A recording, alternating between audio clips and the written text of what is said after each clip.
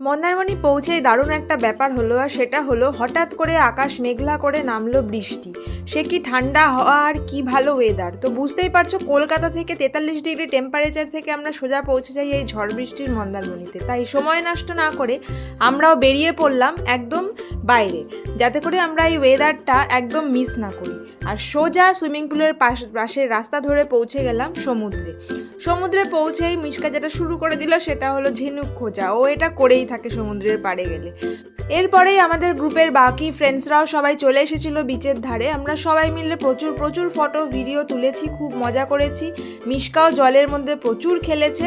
দেখতে দেখতে সন্ধ্যা নেমে এলো। তো যাই হোক, এরপরে আমরা হোটেলে ফিরে যাই। ফেরার পথে দেখতে পাই এনাকে। তো তোমরাও এনাকে দেখে নাও। তো যাই হোক, কোন হোটেলে ছিলাম সেটা জানার জন্য তোমরা আগের মিনি ব্লগগুলো দেখে নিও, যেখানে ব্রেকফাস্ট ছিল ইনক্লুডেড, আর এত এত আইটেম ছিল, আর খুব টেস্টি খাবার ছিল। তো দেখা হচ্ছে নেক্সট মিনি ব্লগে।